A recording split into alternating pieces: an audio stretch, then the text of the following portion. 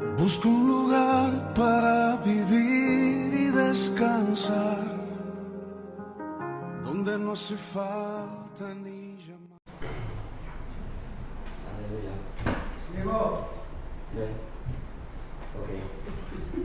Bendiciones, hermanos. Buenos días. Me pierdo leyendo aquí. Me concentro tanto que al final parezco una partida de alegría de tanta concentración. Vamos a leer hoy el Salmo 22, versículo 30. Que dice así: mis hijos te rendirán culto, las generaciones futuras te alabarán.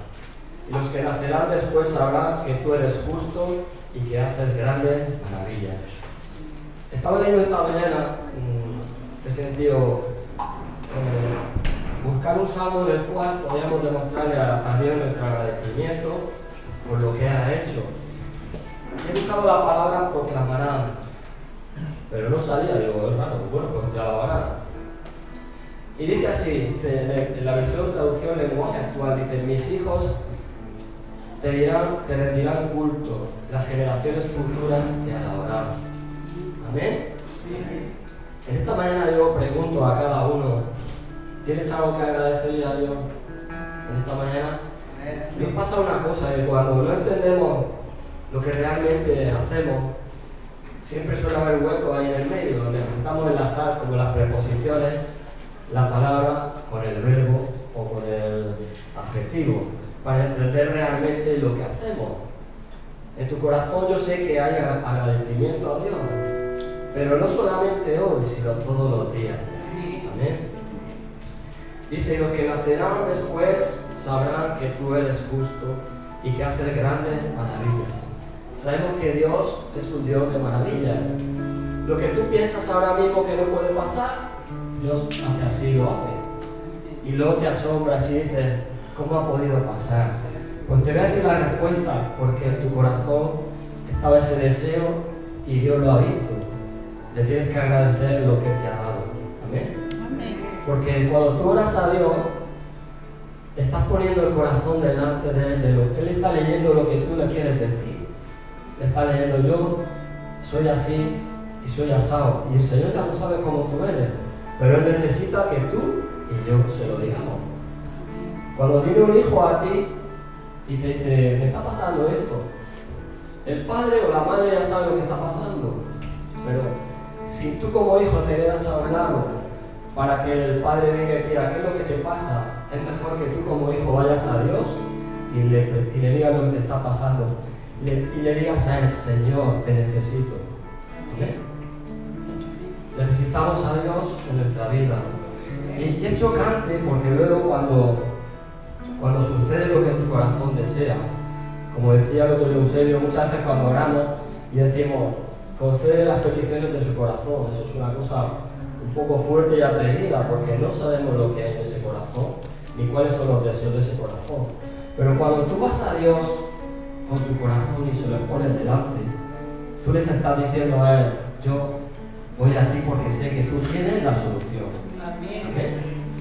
¿A dónde iremos, Señor, si tú tienes palabras de vida eterna? ¿A qué vas a ir? ¿Vas a ir a una persona que no conoce a Dios? ¿Y qué te va a decir esa persona? Las personas que no conocen a Dios no tienen discernimiento. Ayer tarde estaba trabajando y hay una compañera que su cuñado le sacaron una enfermedad. Y entonces decía: ahora mi cuñado está leyendo la Biblia y está hablando de una forma diferente. Pero ¿sabes por qué? Porque la luz de la Biblia ha entrado a su vida. Si no tienes la luz de Dios, estás a oscuras, aunque te llames así o asado. Porque la palabra tiene poder. Dice la palabra que es una espada cortante ¿de qué? De dos filos. El que entiende un poco de espada sabe que la espada de dos filos es tremenda, porque corta por los dos lados. Y entonces la palabra se entra hasta lo profundo de tu corazón y entonces viene a tu vida la luz de Dios. Amén. Cuando viene la luz de Dios, la gente se queda alucinada y dice: ¿cómo puede ser que esta persona antes era así y ahora es asado? ¿Es por ella? Yo te pregunto ¿No ha sido por ella? No. Ha sido porque la palabra de Dios ha entrado a su vida y le ha iluminado su camino. Amén. Por eso ella aquí dice: mis hijos te rendirán culto y las generaciones futuras te alabarán. Amén. Vamos a pedirle a Dios que las generaciones que vienen, nuestros hijos sigan alabando y sirviendo a Dios. Que es lo mejor que te puede pasar si eres un joven y si eres adulto también. Porque Dios no es un Dios de edades, porque Él es el dueño de la eternidad. Aleluya. Y dice: los que nacerán después sabrán que tú eres justo y que hace grandes maravillas. Los que nacerán tendrán esa palabra en ellos. ¿Por qué? Porque alguien se lo dirá. Si tú no hablas la palabra a tus hijos, ¿cómo se van a enterar de lo que dice la palabra? ¿Eh? ¿Cómo van a entender lo que Dios quiere que hagamos? ¿Amén? Vamos a orar. Señor, te damos las gracias por tu palabra, Señor. Y como leemos en el Salmo, Señor, que dice así: te alabarán, Señor, las generaciones que vendrán, Señor. Todas las generaciones futuras, Padre, si nosotros abrimos nuestra boca para tener ese discernimiento y esa realidad, Padre. Esa luz, Padre, que tú iluminas el camino del que está perdido, Padre Santo.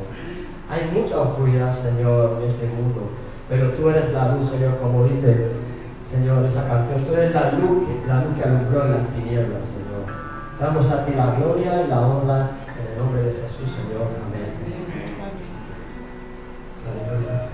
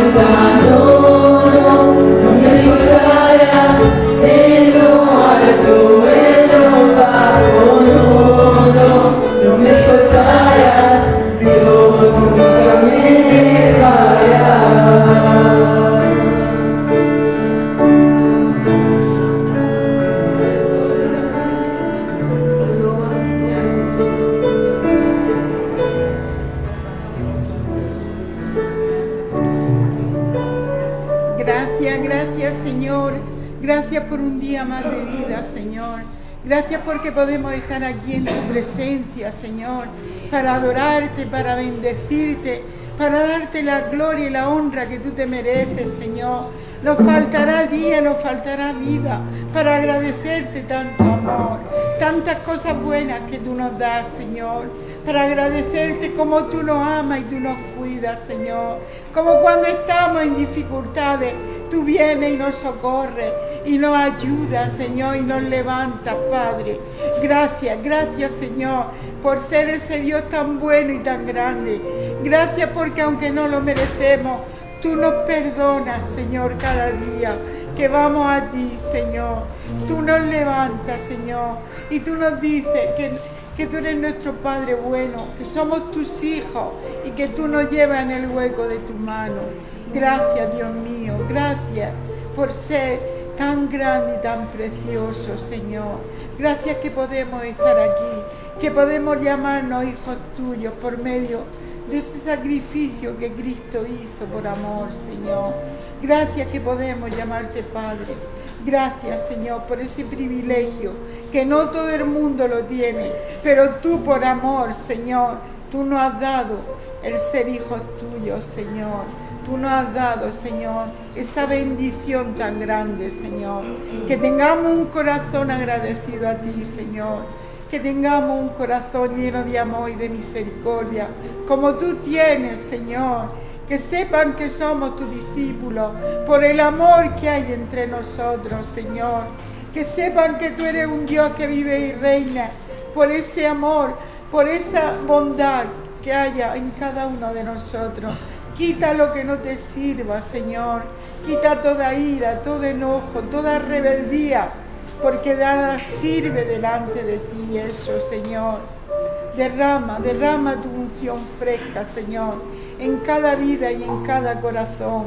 Derrama tu gloria aquí en medio de tu pueblo, Señor. Queremos ver tu gloria, Señor. Queremos ver la unción de tu Espíritu Santo moviéndose, levantando al que esté caído, Señor. En el nombre de Cristo Jesús, queremos verlo, Señor. Gracias, gracias por todo, Padre. En el precioso nombre de tu Hijo Jesucristo. Amén.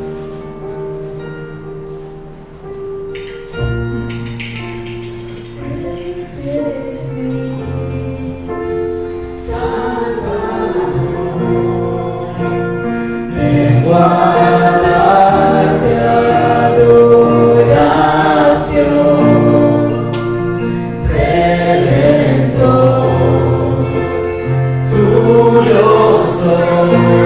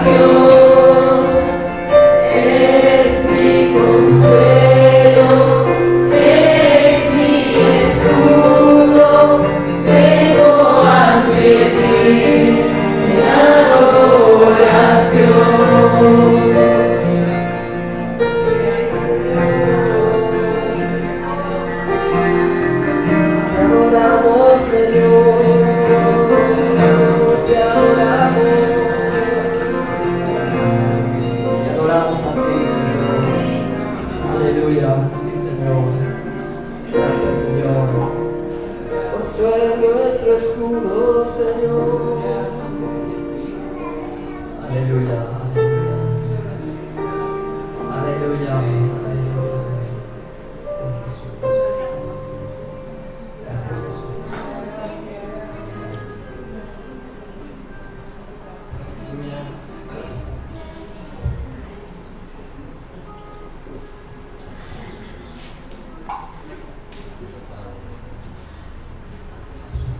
Gloria a Dios. Qué bueno es Dios, ¿verdad? Dios nos ama, pero con un amor sincero. El amor de Dios, el amor altruista. Jesucristo prefirió la muerte, sufrir por nosotros, para que nosotros fuéramos salvos, ¿no? Eso es un amor que las personas, digamos, que no conocen al Señor no lo entienden. Ese amor de dar la vida por los enemigos es algo incomprensible para algunas mentes, ¿no? Y sobre todo las mentes incrédulas. Pero Dios sacrificó a su Hijo Jesucristo para que nosotros pudiéramos hoy estar aquí, agradándole, alabándole y agradeciéndole todo lo que ha hecho por nosotros, ¿verdad? Es importante entender que Jesucristo quiere darnos lo mejor, que Jesucristo, que es Dios, desea lo mejor para nosotros y quiere regalarnos la vida eterna. Pero no cuando nos muramos, partamos de este cuerpo físico, sino quiere que empecemos a vivirla aquí. La vida eterna, esa vida que Jesús prometió, quiero dar vida y vida en abundancia. Esa vida se refiere a la vida eterna, a la vida siguiendo los principios de Jesucristo, los principios bíblicos. Entonces, si tú quieres tener vida eterna y empezar a vivirla ya, acércate a Cristo. Él es la vida. A veces andamos muertos espiritualmente, hablando, ¿no? Y el muerto espiritual no vive la vida auténtica. Quizás viva su propia vida, pero es una vida insegura, es una vida, digamos, que nada le satisface. Y ahí la ansiedad de ir consiguiendo cosas y cosas y cosas. Cuando se consigue algo, queda el anhelo o la ansia de seguir obteniendo bienes materiales, pero el que tiene la vida eterna se satisface con lo que Dios le provee y vive feliz y gozoso. Así es como debemos andar los creyentes. Los creyentes verdaderos viven en ese gozo, en esa paz que da el saberse protegido por Él. Amén. Bien, pues en esta actitud de alabanza y de adoración al Señor vamos a participar de lo que Él nos dejó instituido, lo que llamamos la Santa Cena, la Mesa del Señor. Y dice en el Evangelio de San Mateo, capítulo 26, versículo 20: cuando llegó la noche se sentó a la mesa con los 12. Saltamos al 26, dice: y mientras comían, tomó Jesús el pan y lo bendijo y lo partió y dio a sus discípulos y dijo: tomad, comed, esto es mi cuerpo. Y tomando la copa y habiendo dado gracias, les dio diciendo: tomad, bebed todos de ella, porque esta es mi sangre del nuevo pacto, que por muchos es derramada para remisión, para la limpieza de todo pecado. Y os digo que desde ahora no beberé más de este fruto de la vid hasta aquel día que lo beba de nuevo con vosotros en el reino de mi Padre. Y está hablando Jesús refiriéndose a su Padre, a la primera persona de la Trinidad. Y luego dice Pablo en 1 Corintios capítulo 11, a partir del verso 28, lo que debemos hacer cada uno. Dice: pruébese cada uno a sí mismo y coma así del pan y beba de la copa, porque el que come y bebe indignamente sin distinguir el cuerpo del Señor en su iglesia, juicio come y bebe para sí. Por lo cual hay muchos enfermos y debilitados entre vosotros, y muchos duermen, andan dormidos, espiritualmente hablando. Bien, pues vamos a dar gracias como Jesús dio gracias por el pan y por la copa. Le diría a Mario que por favor dé gracias por el pan y por la copa. Querido y amado Dios, te damos las gracias, Señor, en esta mañana. Gracias porque podemos venir confiadamente a tu mesa, Señor. Gracias por lo que tú proveíste en la mesa, Señor mi Dios. Y queremos, Señor, ser conscientes, Señor, de lo que tú nos das, Señor. Y de lo que tenemos que dar cada uno de nosotros, Señor mi Dios, ante el tribunal de juicio, Señor. Queremos, Señor, buscarte y anhelarte, Señor. Reconocerte que te necesitamos en momentos de necesidad, en los momentos de prueba, Señor, en los momentos de debilidad, Señor, como seres humanos que somos, Señor. Pero tú has puesto, Señor, y nos has dado una identidad como hijos de Dios, y que podemos venir confiadamente al trono de la gracia y podemos decirte, Abba Padre, perdónanos por nuestras faltas, por lo que tenemos que hacer y no lo hemos hecho, Señor. Ayúdanos a entendernos, Señor, a entender tus palabras, Señor. Precioso Espíritu Santo, te pedimos en esta mañana, danos sabiduría, Señor, para entenderte, Señor. A caminar como tú caminaste, Señor, con humildad, Señor, con mansedumbre, Señor. Entender y aprender tu ejemplo, Señor, mi Dios, porque tú, Señor, nunca nos abandonarás. Siempre estarás con cada uno de nosotros, pero tú nos demandas, Señor, que seamos perseverantes por este camino, por esta senda, Señor, porque eres tú el que levanta, Señor. Tú eres el que le da fuerzas al cansado, Señor mi Dios, y necesitamos de ti, Señor. Queremos morir a nuestro yo, a nuestro egocentrismo, Señor. Oh amado Dios, entender que hay mucha de la humanidad que está pasando por dificultades, necesidades, muerte, hambre, guerra, Señor mi Dios. Oh amado Dios, hay mucha gente en esta humanidad que aún no te conoce, Señor. Y tú has puesto algo grande sobre nuestras vidas, Señor.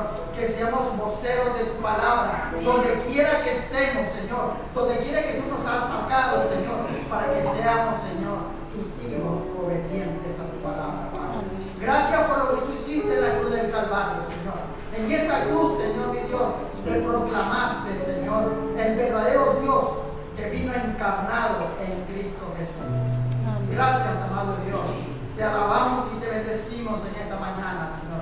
Nos examinamos en nuestro corazón, Señor, y sabemos que necesitamos cambiar como hijos, Señor, y ser obedientes como tú fuiste en la cruz. En el nombre precioso de Jesús. Amén.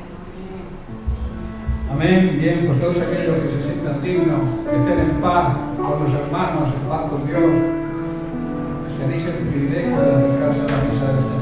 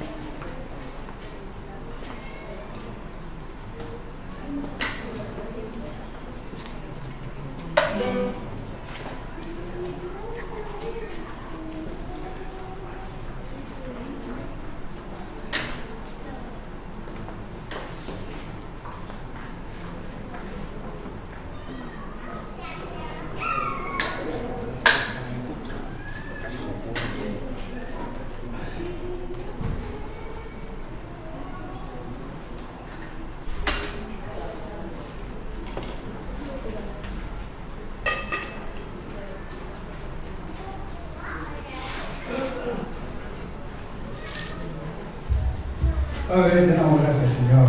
Queremos bendecirte, Señor, darte las gracias, Señor, porque hemos podido participar de estos símbolos, de este pan, de esta copa, sabiendo lo que significan, que un día tú sacrificaste tu vida, diste tu sangre hasta la última gota para la remisión de nuestros pecados y nuestra salvación. Te damos las gracias, Señor, porque estamos en tu día, somos los hermanos juntos, en armonía. Queremos bendecirte y honrarte a ti como tú te mereces. En el nombre precioso de Cristo Jesús. Amén.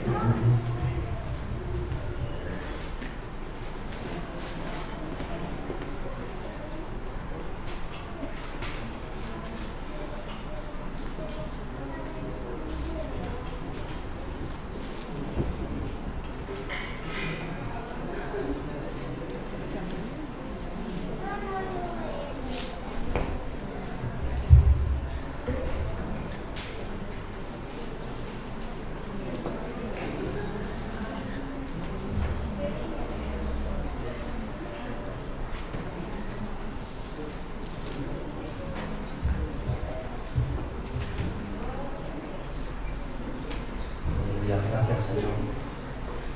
Vamos a leer el Salmo 41. Vamos a presentar la ofrenda. Dice así en el versículo 1: Bienaventurado el que piensa en el pobre. En el día malo lo librará Dios, Jehová. Jehová lo guardará y le dará vida, y será bienaventurado en la tierra. Y no lo entregarás a la voluntad de sus enemigos. Jehová lo sustentará sobre su lecho de dolor. Morirás toda su cama en su enfermedad. Y yo dije: Jehová, ten misericordia de mí, sana mi alma, porque contra ti he pecado. Mis enemigos dicen mal de mí, preguntándome: ¿cuándo morirá y perecerá su nombre? Y si vienen a verme, hablan mentira, y su corazón recoge para sí iniquidad, y al salir fuera lo divulgan. Vamos a quedarnos con la parte de arriba, en el cual dice: bienaventurado cuando tú estás pensando en el que tiene una necesidad, en el pobre.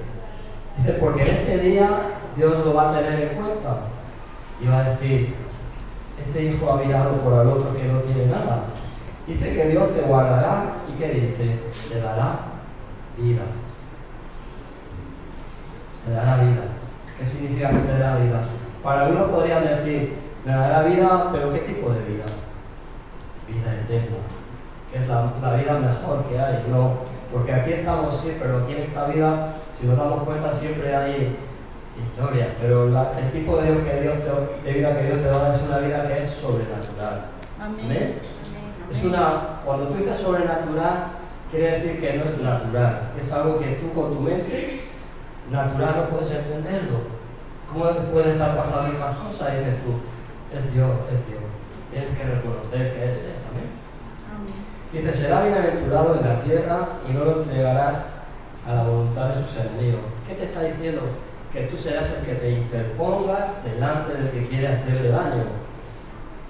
Muchas veces nos juntamos a hablar y muchas veces el que está caído, en vez de coger y levantarle, ¿qué hacemos? Lo dejamos en el suelo todavía. Y Dios está diciendo, levántalo, levántalo. Dice, y no lo entregues a lo que los otros están pensando, porque sabes una cosa, que el corazón de Dios está viendo de otra manera. ¿Sabes que Dios ve de otra forma? A lo natural. Tú en la carne puedes decir, sí, se ha portado más, ha hecho esto, pero Dios tiene misericordia y no lo mira de esa manera. Dice, y Dios lo sustentará en su lecho de dolor y mullirás toda su cama en su enfermedad. ¿Quién no ha estado enfermo? ¿Hay alguien aquí? Y aún allí, donde tú estás mal o estás enfermo, sabes que Dios está ahí. Amén. Tú sabes que has notado que Dios está contigo ahí. Amén. Aleluya. Lo dice en el Salmo, dice, mullirás. ¿Sabes lo que significa mullir? Pondrás blanda la cama. Y no te darás cuenta que notarás una presencia diferente porque Dios está contigo. Amén. Aleluya. Vamos a orar por la ofrenda. Este salmo lo tenía que haber leído mi mujer, pero ahora mismo que no puede, pues lo he hecho yo. ¿Amén? Señor, te ponemos esta ofrenda delante de tu presencia, Padre, como dice en el salmo. Tú miras el que da para el pobre, Padre Santo. Todo lo que hagamos sea hecho, Señor, con el corazón, Padre Santo. Que no hagamos nada, Señor, porque alguien diga hazlo, sino porque tú lo sientes en tu corazón. Y entonces Dios lo va a ver y te lo va a recompensar doblemente. Damos las gracias, Padre, en el nombre de Jesús. Amén. Aleluya.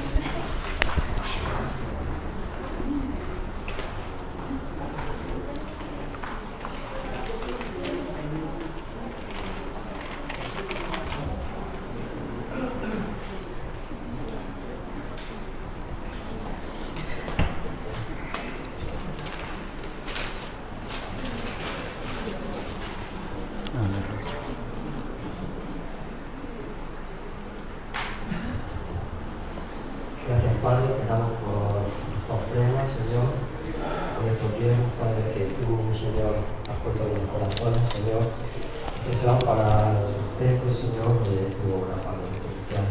Te damos las gracias, Padre, en el nombre precioso de Cristo, Señor. Amén.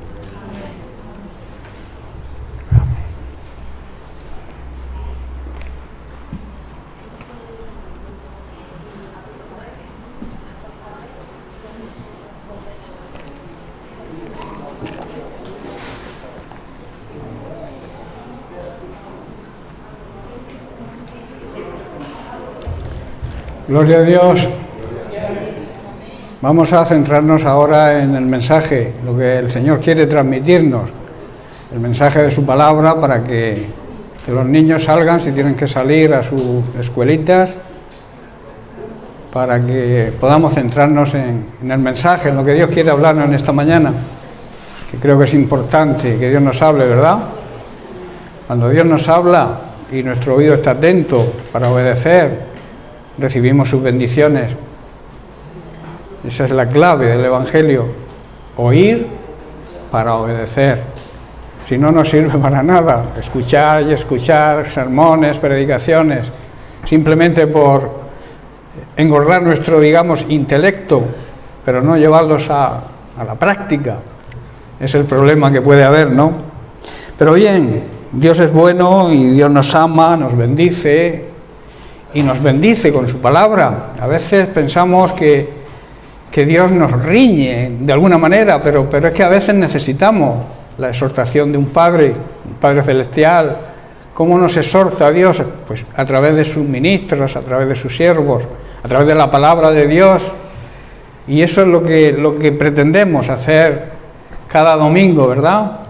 Compartir lo que Dios ha puesto durante la semana en el corazón del pastor para transmitirlo a la iglesia. Verme a mí como un simple vocero, ¿no? Así se llamaban en el Antiguo Testamento los que traían el mensaje de Dios. Somos vasijas y no somos quien habla realmente es Dios a través de su palabra, ¿no? Bien, pues vamos a continuar. Os mando un saludo a todos, también a aquellos que nos siguen a través de las redes sociales. Ser bienvenidos a todos. Quiero seguir tratando el tema de semanas anteriores. Ya me queda poco para terminar este tema, pero es de suma importancia para que podamos entender la dinámica que debe seguir la Iglesia en los tiempos actuales, en estos tiempos tan difíciles que nos ha tocado vivir. Sabéis que el título de las meditaciones o de estos mensajes es "No dejes que tu lámpara se apague", porque es una necesidad, como digo, es una necesidad hoy en día, quizás más que nunca, de que la Iglesia de Jesucristo, la Iglesia auténtica y verdadera, pueda estar velando y orando, que fueron dos palabras que Jesús les dijo a sus discípulos en Getsemaní.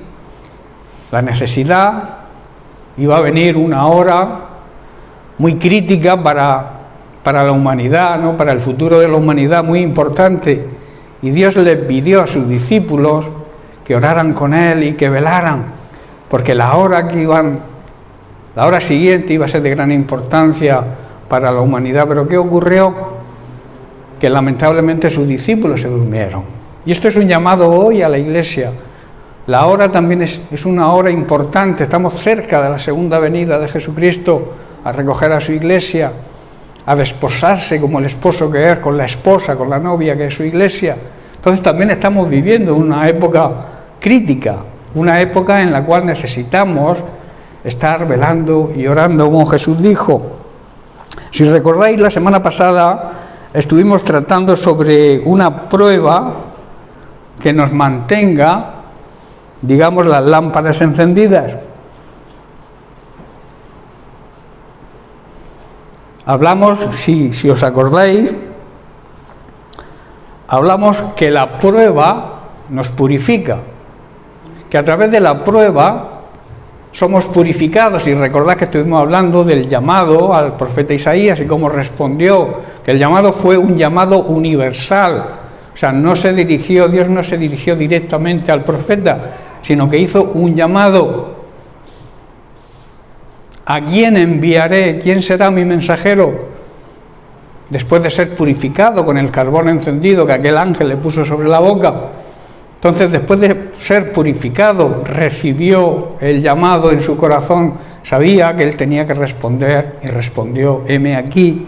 De ahí la necesidad de las pruebas en nuestra vida para ser purificados y poder cumplir con nuestro llamado, que es un llamado importante, y sobre todo en la época que estamos viviendo: anunciar el Evangelio de salvación, llevar el mensaje de salvación, de paz, el mensaje de tranquilidad también, aunque los tiempos son difíciles, hay guerras, hemos pasado grandes epidemias que no podíamos imaginarnos hace años que podríamos pasar, y estamos pasándolas, y vendrán todavía cosas peores, pero la Iglesia tiene que ser el remanente que Dios ha elegido para transmitir paz y seguridad y sobre todo salvación a todos aquellos que andan de alguna manera desorientados porque no conocen la palabra de Dios, que trae guía, dirección a las vidas.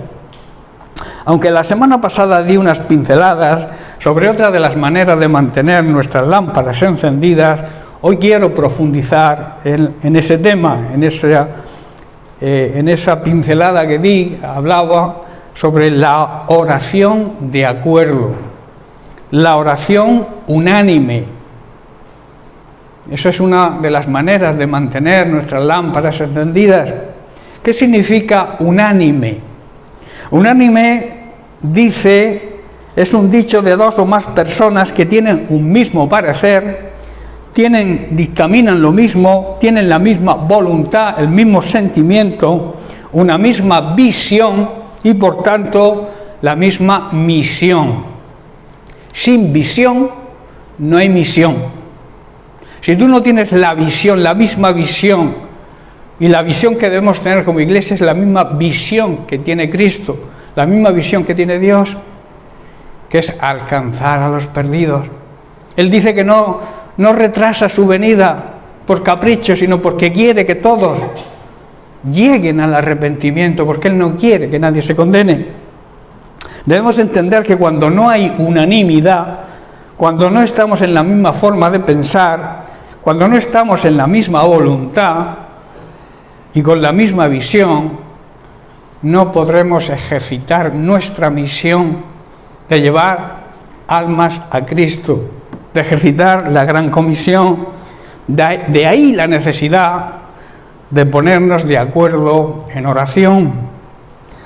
En Mateo capítulo 18, versículos 19 y 20, Jesús nos dice, aunque lo dijo entonces, nos lo dice hoy, esto es de aplicación y es actualizado para hoy. Dice, otra vez os digo, si dos de vosotros se pusieran de acuerdo en la tierra sobre alguna cosa o sobre cualquier cosa que pidieran, les será hecho por mi Padre que está en los cielos. Está diciendo Jesús que si dos de nosotros nos pusiéramos de acuerdo, buscando siempre la voluntad de Dios, el Padre, lo que pidan les será hecho. No todo lo que pidamos Dios lo va a conceder, sino debemos buscar la voluntad de Dios en cada problema que nos surja, en cada dificultad, en cada contratiempo, en cada prueba que surja en nuestra vida. Tenemos que buscar la voluntad de Dios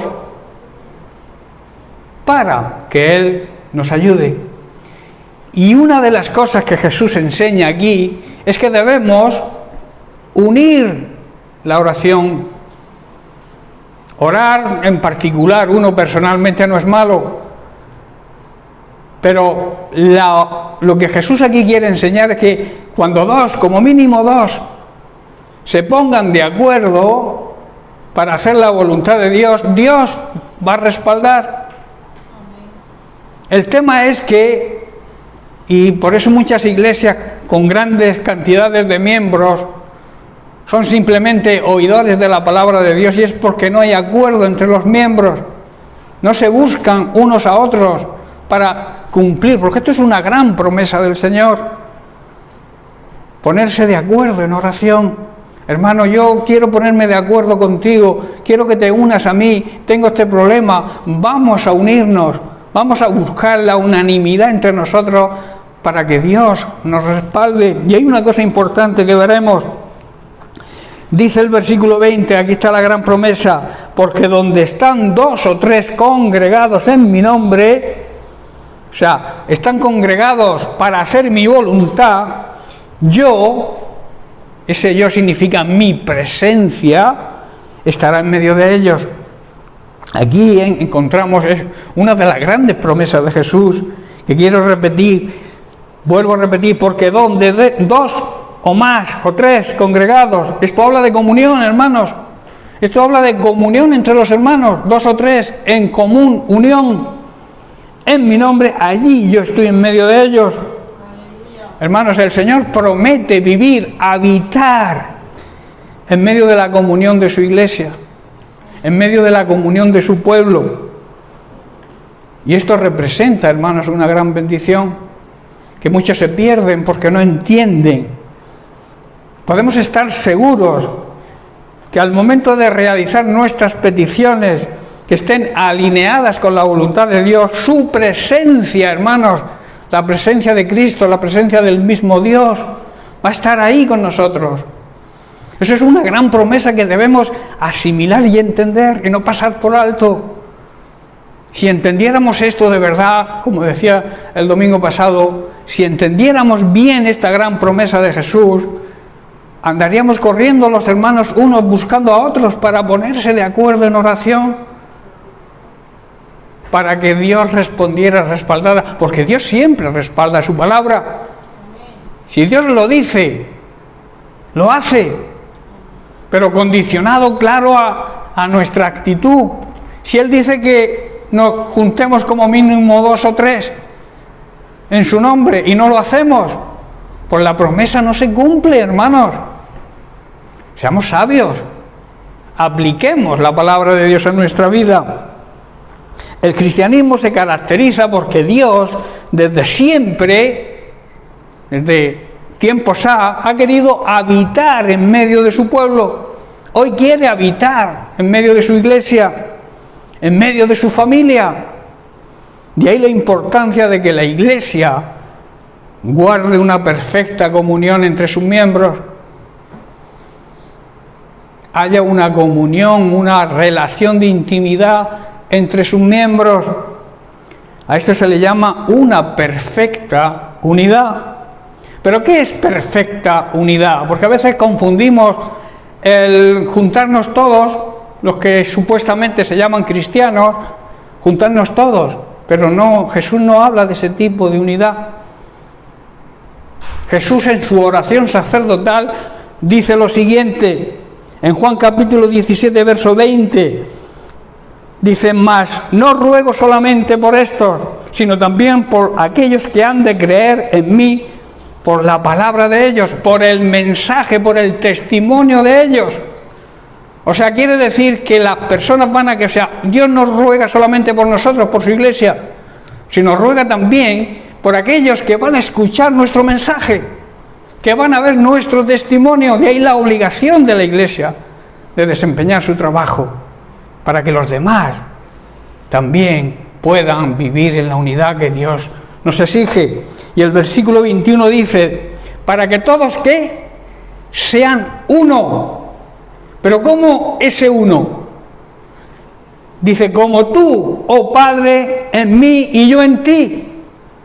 Él quiere que tengamos la misma unión, la misma forma de pensar, el mismo mensaje, la misma enseñanza, la misma visión y la misma misión que tiene Jesús y tiene el Padre. Esa es la unidad que Pablo luego dice en Efesios capítulo 4, verso 3, solícitos, que significa cuidadosos en guardar la unidad, ¿en qué? Del Espíritu. Cualquier unidad no vale que no sea la unidad en el Espíritu, la unidad que enseñó Jesús a través de la oración sacerdotal.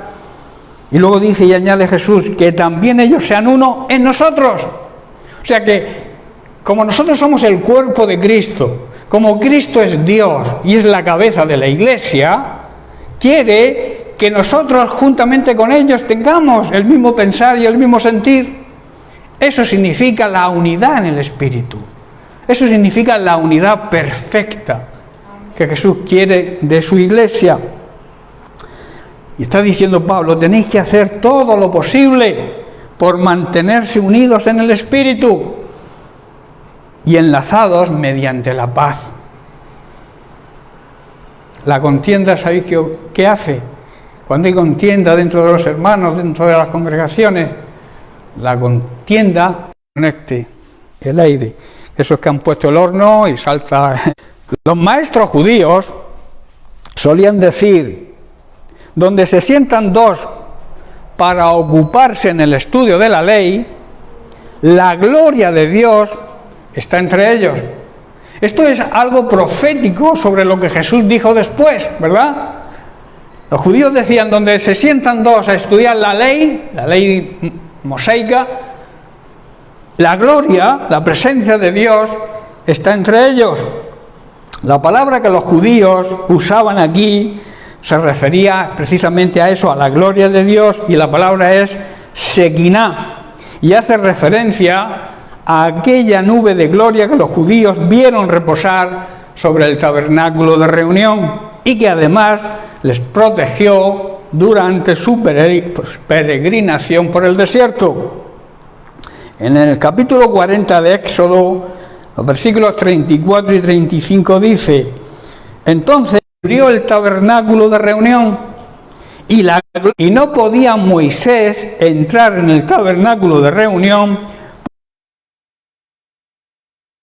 porque la nube estaba sobre él y la gloria, el Sequinat de Dios, lo llenaba.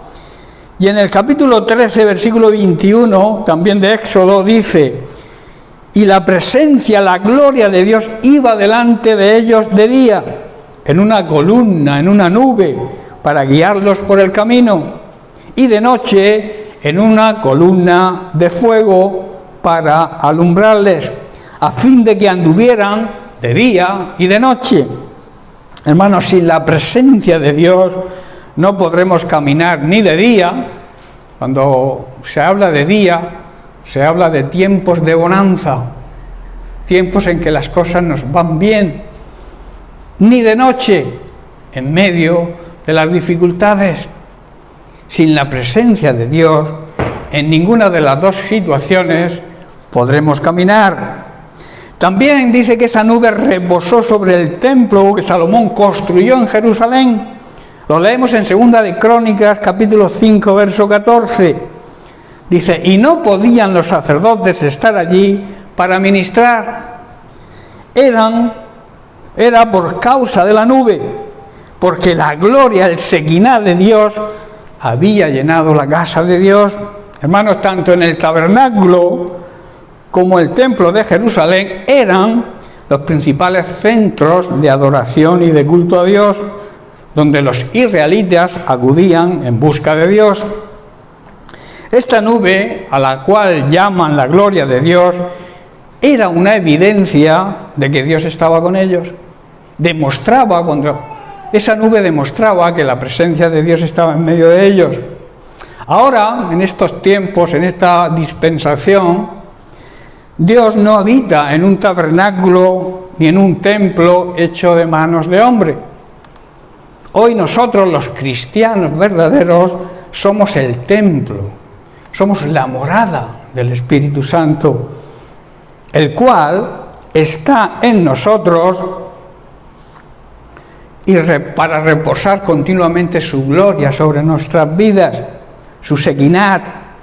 Por eso Pablo en 1 Corintios capítulo 6, verso 18 dice: ¿o ignoráis que vuestro cuerpo es el templo del Espíritu Santo, el cual habita, convive, su presencia convive con vosotros, el cual tenéis de Dios, ese cuerpo, y que no sois vuestros, no nos pertenece?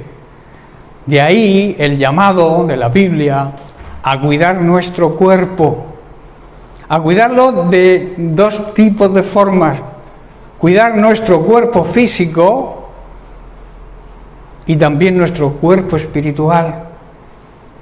Nuestra vida espiritual tiene que ser ejemplo.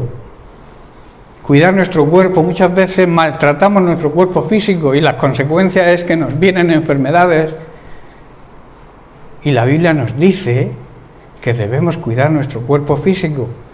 Pero también espiritualmente hablando, también significa que debemos cuidar nuestro cuerpo, el cuerpo espiritual.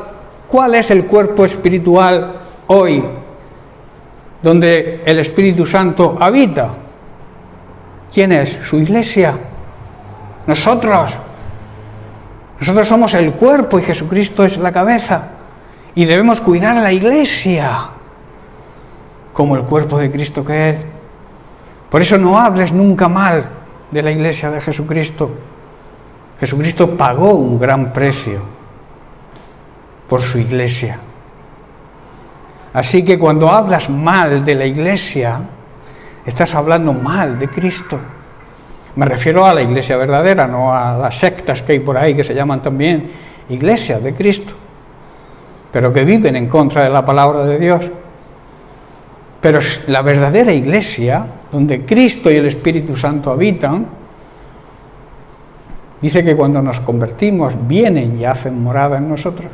viven. Somos el templo, como decía Pablo, y debemos cuidarlo tanto físicamente como espiritualmente, cuidar de su iglesia, no permitir que nadie difame a la iglesia de Cristo. Por eso dice que si andamos en comunión y en unidad espiritual, el Señor ha prometido que durante nuestras reuniones, nuestros cultos, incluso cuando seamos 2 o 3, que es lo que ocurre en los cultos de oración, que somos 2 o 3, o 4 o 6, aún ahí la presencia de Dios está presente. Así que aunque vengan pocos a la oración, la promesa de Dios es que Dios está ahí en medio de esos 2 o de esos 3. Por eso cuando vengas a la reunión de oración y veas poca gente, no te desanimes. Piensa que el Shekinah de Dios está ahí también. Porque cuando 2 se ponen de acuerdo en algo para hacer su voluntad, su Shekinah, su presencia está ahí con nosotros. Por ese motivo, hermanos, debemos gozarnos cada vez que tengamos la oportunidad de congregarnos, ya que no solamente tenemos comunión con nuestros hermanos, y eso es una delicia, esa armonía de estar los hermanos juntos, eso es una bendición de Dios, pero aparte de eso, a través de la alabanza, el estudio, el escuchar su palabra y la oración donde nos ponemos de acuerdo, tenemos la certeza, la seguridad que el Señor, su presencia, su gloria, está en medio de nosotros, porque Jesús lo ha prometido, Dios lo ha prometido, y Dios es fiel, siempre cumple sus promesas cuando nosotros hacemos nuestra parte, ¿verdad? Y Él dice, reúnete, y no te reúnes, pues está fuera de la presencia de Dios, porque la presencia de Dios está en medio de su iglesia, incluso cuando sean 2. Y esto también habla del matrimonio. El matrimonio, el esposo y la esposa. ¿Cuántos problemas se evitarían en las familias, en los matrimonios, si los esposos se pusieran de acuerdo en oración para que la voluntad de Dios se cumpliera en su hogar? ¿Cuántos problemas con los matrimonios, con los hijos se solucionarían si hicieran caso a esta ordenanza del Señor? Se pierde la bendición. Yo siempre hablo y seguiré hablando sobre el altar familiar. Es una necesidad imperiosa, hoy en día más que nunca quizás, por la situación que vivimos. No tenemos nada más que ver cómo anda la juventud, esa desobediencia total a los padres, esa falta de respeto, de honra. Todo eso es porque no hay altar familiar. Muchos hijos de creyentes se van al mundo. ¿Por qué? Porque fallamos, hermanos. Fallamos los padres.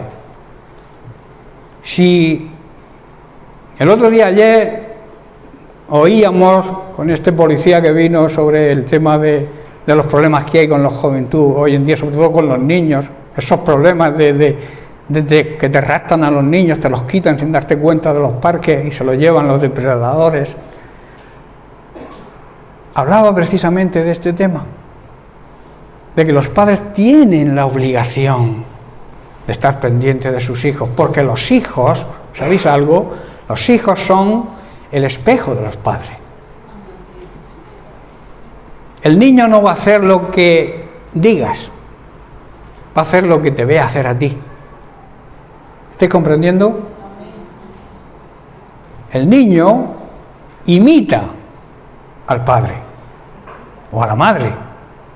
Por eso la responsabilidad de los padres desde que sean muy chiquiticos, a veces pensamos no hay que dejarlos los 10, 12, no, desde pequeños, muy pequeños debemos instruir al niño en su camino, y aun cuando sea mayor se acordará y no se apartará. Eso es también una gran promesa de Dios. Los padres tenemos una gran responsabilidad. Y tenemos, cuando surgen los problemas, unirnos, el esposo con la esposa y la esposa con el esposo. Yo preguntaría, ¿cuándo ha sido la última vez que te has puesto de acuerdo con tu pareja, con tu esposo, con tu esposa, con tu cónyuge, para afrontar algún problema en el hogar? Porque problemas hay siempre. Los problemas vienen, surgen a creyentes y a no creyentes. Pero los creyentes tenemos las armas, las herramientas que Dios ha dejado. Vamos a utilizarlas. Hay un problema con un hijo, los esposos unidos, altar familiar, ponerse de acuerdo. Vamos a orar por este problema. Y la promesa es que Dios está ahí. La presencia del Sequiná, la gloria de Dios está en medio cuando lo hacemos así. En vez de, como yo suelo decir, tirarse los trastos a la cabeza como hacen muchos matrimonios cristianos, y no me refiero dentro de la iglesia hay matrimonios que se tiran los trastos a la cabeza, luego aquí parecen santos. En vez de hacer eso, que obedezcan lo que Jesús dice, que se pongan de acuerdo para afrontar las situaciones difíciles, que siempre las hay. En todas las familias hay problemas y dificultades. Las pruebas vienen, como dije la semana pasada, las pruebas nos purifican, pero entendiéndolas y aplicándolas a nuestra vida, sabiendo que esa prueba nos va a acercar más a Dios en vez de alejarnos. Hay personas que cuando tienen problemas lo que hacen es apartarse del Señor, cuando deberían hacer todo lo contrario, acercarse más. Porque el Señor no es el problema, hermano. El Señor es la solución. Y a veces le acusamos a Dios incluso de nuestra mala situación, cuando nuestra mala situación no es culpa de Dios. Yo hablaba ayer con el policía y le decía, si la Iglesia de Jesucristo cumpliera con su deber y predicara el Evangelio, no haría falta policía, ¿verdad? Si toda la humanidad cumpliera lo que la palabra de Dios enseña, los policías se quedaban en paro. ¿Es verdad o no? Si la sociedad hoy en día no fuera tan necia de rechazar la palabra de Dios en vez de aceptarla, muchos de los problemas que hay hoy en día que abundan no estarían. Tremendo, ¿verdad? Que así. Y decía este policía, a ver si nos van a dejar ahora sin empleo. No, pero él es un policía cristiano y lo admitió y dice, sí, es así. Y estaba el concejal también de la policía que fue. Dice, yo sigo pensando que las personas todas tienen algo bueno. Digo, pues el Señor dice que no hay ni uno bueno. Solamente hay alguien bueno, Dios. Dice que un joven rico se acercó a Jesús hincando la rodilla y le dijo, maestro bueno. Y Jesús le dice, para, ¿por qué me llamas bueno? Si sabes que solamente hay uno bueno, Dios. ¿Me llamas bueno porque reconoces que yo soy Dios? ¿O quieres hacerme la pelota para que te conteste lo que te agrade al oído?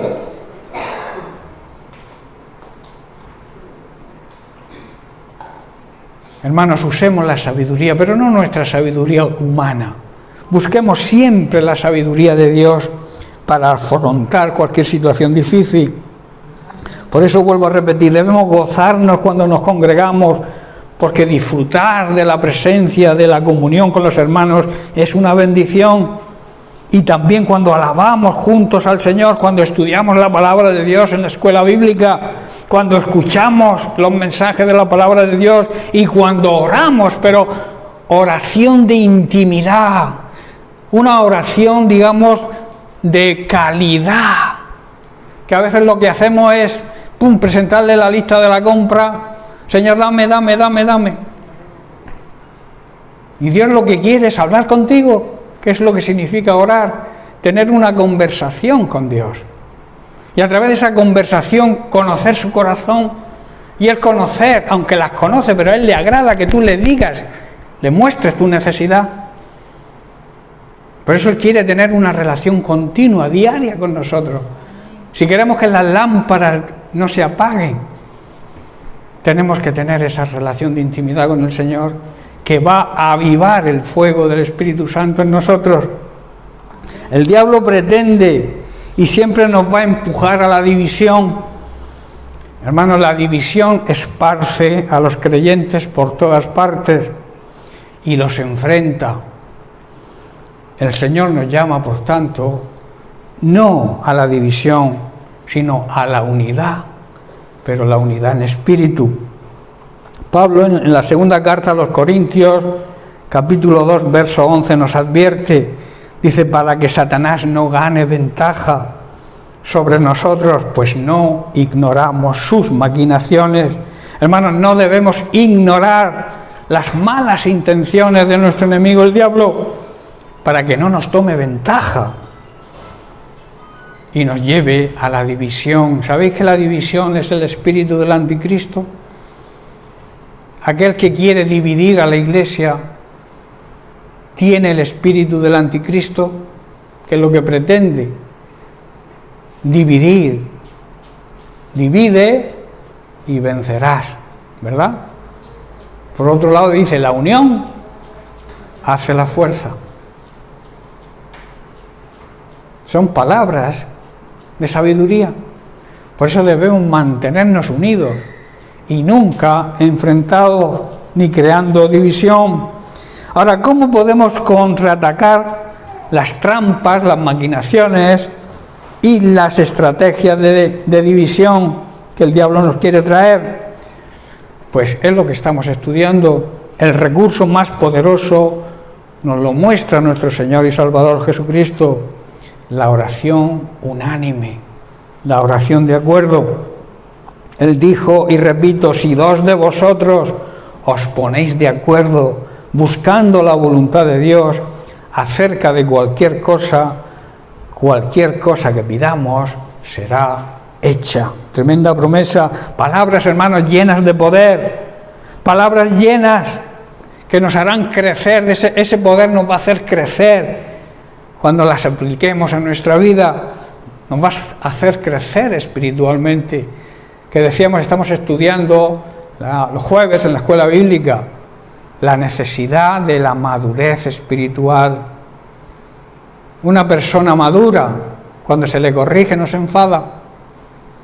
Una persona inmadura patalea como un bebé cuando quiere algo. La Iglesia de Jesucristo Jesucristo nos llama a madurar espiritualmente. Esto significa que el carácter de Cristo se ha formado en cada uno de nosotros. Pablo ya lo advertía y les decía, dice, sufro como una mujer de parto para que el carácter de Cristo sea formado en vosotros. Ese era el anhelo y el deseo de Pablo. Y hoy es el anhelo y el deseo de cualquier pastor o aquel miembro del ministro del Señor que quiera y que ame a sus ovejas, que el carácter de Cristo sea formado, hermanos. Si vamos creciendo espiritualmente, porque ¿para qué instituyó Jesucristo los 5 ministerios? ¿Para qué? Para la edificación. Y edificar significa crecer. La Iglesia de Jesucristo debe ser madura, dejarnos ya los pataleos y lo que hacen los bebés cuando quieren algo. El padre sabe lo que le conviene al hijo, ¿verdad? Y aunque patalee, si sabe el padre que no le conviene, no se lo da. Pues eso muchas veces hace Dios con nosotros. Quizás le pedimos cosas que no están de acuerdo a su voluntad. Pataleamos para que nos la dé, pero Él no nos la da. ¿Por qué? Porque al final trae problemas a nuestra vida. Hermanos, si los creyentes viviéramos la palabra de Dios, como suelo decir, otro gallo nos cantaría. Si aplicáramos la palabra de Dios a nuestra vida, veríamos grandes logros. Todos perseguimos una meta, ¿verdad? Y no me refiero ya a metas individuales, a metas, digamos, materiales. Que no está mal, que Dios no está en contra de la riqueza, ni está en contra del dinero. Está en contra del egoísmo, de la ambición, de la prioridad que tú le des a tus ganancias. Hay personas que tienen cantidad de dinero, cantidad de riquezas y son pobres. ¿Por qué? Porque la prioridad se la dan a Dios y emplean todo aquello que les sobra para ayudar a los demás. Hay grandes creyentes, grandes empresarios creyentes que no dan el diezmo, sino se quedan con el diezmo y dan el 90%, porque con el 90%, o sea, con el 10%, ellos tienen suficiente. Esa es la actitud. Por eso Dios no está en contra de la riqueza, está en contra de lo que dice la Biblia sobre el problema. ¿Cuál es? El problema no es el dinero, es la ambición, es el amor al dinero, el querer poseer cada vez más. Por eso dice que el joven rico, después de decirle Jesús lo que le faltaba, porque decía que él había cumplido todos los mandamientos, Jesús le dice: sí, supuestamente los has cumplido, solamente te falta algo: dejar tu ambición por el dinero y las riquezas. Anda, vende todo lo que te sobra, dalo a los pobres y sígueme. ¿Qué hizo el joven rico? Se puso triste. ¿Por qué se puso triste? Porque tenía muchas riquezas, dice la Biblia. Y yo digo porque las riquezas lo tenían a él. Estaba atado a su riqueza. ¿Cuántas personas hoy en día viven atados al materialismo? Y dentro de las iglesias también hay muchas personas, muchos llamados creyentes, que tienen esa misma actitud. No se meten las manos en los bolsillos, aunque se le hielen de frío. No sé si me entendéis. Otros piensan que tienen culebras en los bolsillos y no se meten las manos. ¿Por qué? Hay otros que exigen dame, dame, dame, pero no dan nada. A ver, algunos no dan ni los buenos días. Es una realidad, hermanos, y es un problema de la iglesia hoy en día, la ambición por la riqueza, el darle la prioridad al Dios Mamón. No pongáis esa cara que existe el Dios Mamón.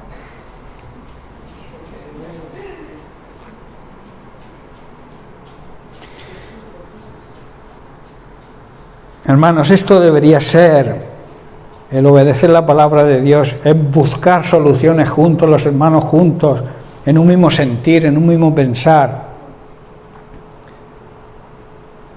¿Qué debemos hacer ante una situación adversa o ante cualquier tormenta que surja? Hermanos, debemos buscar a alguien para ponernos de acuerdo con él. No seamos necios, y perdonadme la expresión, busquemos, obedezcamos lo que Jesús dice, busquemos a otro hermano, pero no busques a un hermano infiel, a un hermano que no tenga fe. Busca a una persona que tú sepas que es fiel al Señor. Busca a alguien que sepas que es maduro espiritualmente. No le pidas consejo a nadie que sea inmaduro. Busca, que las hay. Busca a tus pastores a pedir consejo, a unirte en ellos en oración. A mí me gustaría que sonara el teléfono: pastor, yo quiero unirme en oración con usted para que este problema que ha surgido se pueda solucionar, que la presencia de Dios acuda a mi hogar para solucionar este problema. No suena el teléfono con esas propuestas, o por lo menos el mío no me suena. Y debería. Debemos asegurarnos, hermanos, con quién nos ponemos de acuerdo también, porque no con cualquiera podemos ponernos de acuerdo. Como he dicho, tiene que ser una persona llena de fe, una persona fiel al Señor y sobre todo una persona madura espiritualmente.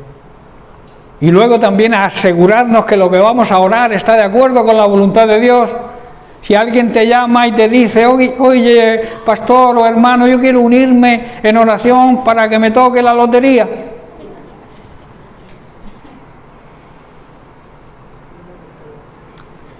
Ahí no va a responder Dios, porque su voluntad no es esa. La lotería es desconfiar de Dios. es no confiar que Dios te va a proveer de lo necesario y por eso juegas a la lotería, buscando también, digamos, el no trabajar, y si me hago rico ya no trabajo. O sea, eso no son principios bíblicos. Por eso Dios no te va a respaldar esa oración. También debemos estar seguros totalmente, todo nuestro ser, nuestro espíritu, nuestra alma y nuestro cuerpo debe confiar plenamente en Dios. Quizá cuando te unas a alguien en oración con esas condicionantes que he dicho, quizá haya opiniones diferentes. Opiniones no en cuanto a los pilares básicos de la enseñanza bíblica. Eso no se pueden tocar. Yo no me puedo poner de acuerdo con nadie que niegue la divinidad de Cristo. O no me puedo poner con nadie con que diga que no existe Dios Padre, Dios Hijo y Dios Espíritu Santo como tres voluntades diferentes. No puedo ponerme de acuerdo con ese tipo de personas porque tocan los pilares básicos del Evangelio. Ahora, si son diferentes, que si has levantado la mano, que si yo no la levanto, que si tú... Son cosas que no influyen en la salvación. Te puedes poner de acuerdo. También debemos derribar argumentos, pensamientos, teorías e incluso imaginaciones que sean contrarias a la palabra de Dios. Cualquier cosa, pero claro, tienes que conocer la palabra de Dios. Para que cuando te venga un pensamiento o te venga una teoría que alguien te diga, una imaginación, si no conoces la palabra de Dios, difícilmente vas a poder detectar que no están de acuerdo con su voluntad, porque la voluntad de Dios es su palabra. De ahí la necesidad del estudio de la Biblia, de leerla cada día, estudiarla, meditarla, para que cuando nos lleguen esos pensamientos digan, no, presos a la obediencia a Cristo. ¿Estáis comprendiendo? Porque en 2 Corintios capítulo 10, versículos 4 y 5, Pablo nos dice, porque las armas de nuestra milicia, las herramientas de nuestra guerra, que recordemos es una guerra a vida o muerte, es una lucha entre la salvación y la condenación, y esto es grave. Nos jugamos mucho, hermanos. En esa guerra nos jugamos nuestra vida eterna. Por eso debemos usar las armas que Pablo dice que no son carnales, sino son poderosas en Dios para la destrucción de fortalezas. ¿Las fortalezas qué son? Son cárceles espirituales en las cuales muchos viven. Adicciones y todo tipo de ataduras. Yo controlo, se suele decir cuando estás atado a algo, a la droga, a la bebida. No, si yo controlo, yo sé cuando tú no controlas, porque estás en una cárcel, en una fortaleza espiritual, que solamente con las armas espirituales se pueden romper, se pueden vencer. Por tus propias fuerzas tú no vas a salir de la droga ni del alcoholismo o del tabaquismo. Tú no vas a salir de esas ataduras. Por eso debemos buscar la ayuda de Dios. Y Dios está ahí, te la brinda. Por eso dice que debemos llevar toda altivez, derribando argumentos y toda altivez, toda soberbia que se levanta contra el conocimiento y la sabiduría de Dios, y añade Pablo, llevando preso, cautivo, todo pensamiento a la obediencia a Cristo. En otras palabras, debemos filtrar esos pensamientos con la Biblia, a ver si lo que pensamos está de acuerdo con la Biblia, y si no está de acuerdo, someterlos a la obediencia a Cristo. Rechazarlos, en otras palabras. En consecuencia, hermanos, después de ponerse también de acuerdo al orar, después de confesar, de decirlo con nuestra boca, nunca debemos, esto es otra cosa importante, anular la confesión de fe que hemos hecho, anularlas con palabras de duda y faltas de fe. Salomón, en el libro de la sabiduría, en el libro de los Proverbios, capítulo 6, verso 2, dice, te has enlazado con las palabras de tu boca, y has quedado preso de los dichos de tus labios. Y en el capítulo 18, versículo 21 también dice Salomón: la muerte y la vida están en el poder de la lengua, y el que la ama, o sea, el que ama lo que dice, comerá de sus frutos. ¿Qué quiere decir esto? Que debemos confesar siempre palabras que transmitan vida. La duda, la falta de fe, transmite muerte espiritual me refiero. Por eso, como creyentes, nuestras palabras tienen que ser de vida. Si una persona viene a ti hundida porque tiene algún problema, no diga: pues a mí me pasa lo mismo. Estás matándola. Transmítele vida a través de la palabra de Dios, que es vida. Usa la palabra de Dios para levantar el ánimo o la falta de fe de las personas. Porque de lo que tu lengua confiese, vas a recibir el fruto.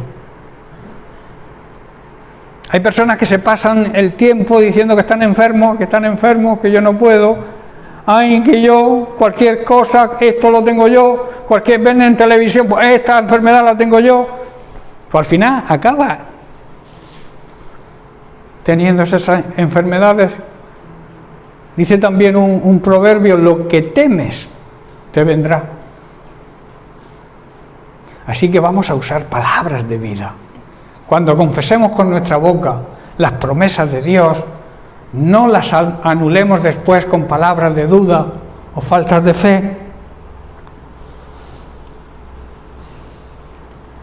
Cuando oremos al Señor y le pidamos algo de acuerdo a su voluntad, debemos actuar como si ya lo hubiéramos recibido, sabiendo que en el tiempo de Dios, en el kairos de Dios, lo vamos a recibir. Los creyentes verdaderos no andan por vista, por lo que ven, andan por fe. Tomás dijo: si no ven mis ojos, no creo. Si no veo las llagas en sus manos y en su costado, no creo que Cristo haya resucitado. Tomás andaba por vista, ¿verdad? No creyó a los discípulos que habían visto a Jesús, y Jesús tuvo que presentarse ante él y decirle: ven aquí, Tomás, pon la mano aquí, mira mis llagas, mira mi costado. Y le dijo: bienaventurado, feliz, dichoso, bendecido es aquel que cree sin haber visto. Tremendo, ¿verdad? Esa es la base de la definición de la fe de Hebreos 11:1. Dice: la fe es la certeza, la garantía de lo que se espera. Esperar es esperanza, y la esperanza significa creer en las promesas de Dios, creer que Dios cumple siempre sus promesas. Y la fe también es la convicción, estar convencido de lo que no se ve. En otras palabras, la fe es confiar totalmente en la promesa de Dios y recibir lo que esperamos. Y también el estar convencido de que algo existe, aunque no lo veamos. ¿Verdad? ¿Tenéis ese tipo de fe? Si no lo tenéis, deberíamos tener ese tipo de fe. Tener la garantía, la certeza de que Dios cumple sus promesas. Y también creer, estar convencidos, aunque no veamos algo, saber que si Dios lo ha prometido, está. Eso es fe, hermanos. Por eso debemos actuar, debemos obrar sobre lo que creemos, sobre la fe que confesamos con nuestra boca. Santiago, en capítulo 2, verso 17, dice: la fe, si no tiene obras, es muerta en sí misma. Dicho de otra forma, la fe por sí sola, es decir, si no se demuestra con hechos, es una fe que no sirve para nada. Cuando tú confieses algo, tienes que demostrarlo con tus hechos. Cuando tú dices que crees, tienes que demostrarlo actuando sobre eso que crees. Nunca hablar de duda, porque la duda es el ladrón de la fe. Cuando dudamos, anulamos la confesión de fe que hemos hecho en nuestra oración. Como he dicho, y ya estoy terminando, el creyente no vive por lo que ve, sino por lo que cree. Recuerda, y termino, la comunión, la unidad en el Espíritu hará que nos busquemos unos a otros para ponernos de acuerdo, para orar por cualquier situación, porque Dios nos promete que su presencia, su gloria, su sequiná estará en medio nuestro. Y además también nos promete que nos concederá todas las peticiones que estén de acuerdo a su voluntad, estén de acuerdo con su palabra, porque como he dicho antes, su voluntad es su palabra. Debemos, hermanos, vivir siempre protegidos por la nube de la presencia de Dios, por el sequiná, por la gloria de Dios. Amén. Bien, pues lo dejamos aquí y seguiremos la semana que viene. Bendiciones para todos. Llenas mi espacio, llenas mi vida, me iluminaste como el sol. Quiero que crezcas.